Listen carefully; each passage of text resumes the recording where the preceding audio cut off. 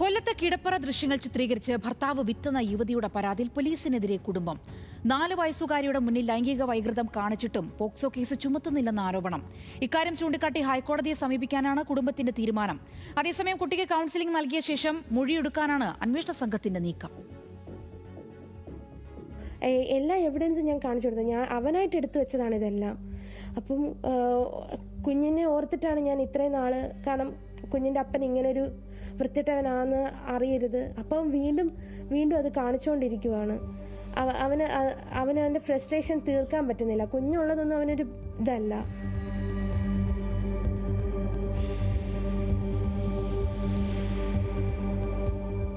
ഭർത്താവ് കിടപ്പുമുറിയിലെ സ്വകാര്യ ദൃശ്യങ്ങൾ രഹസ്യമായി പകർത്തി അശ്ലീല വെബ്സൈറ്റുകൾക്ക് വിറ്റ കേസിൽ പ്രതിക്കെതിരെ ഗുരുതര വെളിപ്പെടുത്തലുകളാണ് പുറത്തുവരുന്നത്.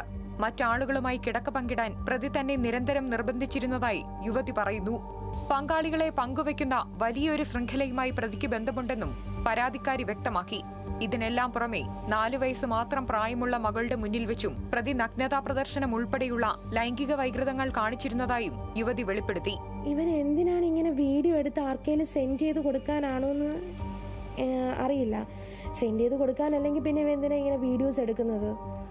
അത് എൻ്റെ ഇങ്ങനെ വന്നപ്പോഴാണ് ഞാൻ ചോദിക്കുന്നത്, ഇതപ്പോൾ നീ സെൻഡ് ചെയ്ത് കൊടുത്തോ?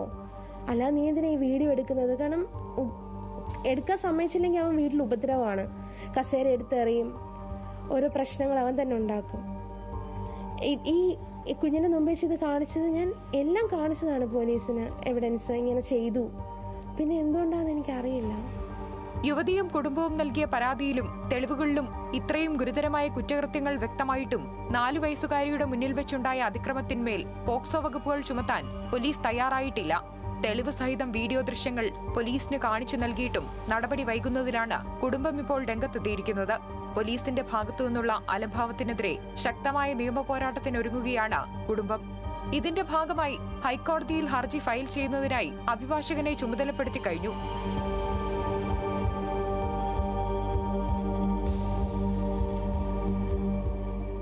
കൂടാതെ അന്വേഷണം ഊർജിതമാക്കാനും നീതി ഉറപ്പാക്കാനും നേരിട്ട് മുഖ്യമന്ത്രിയെ കണ്ട് പരാതി നൽകുമെന്നും കുടുംബം അറിയിച്ചു. എന്നാൽ കേസിൽ തുടരന്വേഷണവുമായി ബന്ധപ്പെട്ട് പോലീസിന്റെ ഭാഗത്തുനിന്നും വിശദീകരണം വന്നിട്ടുണ്ട്.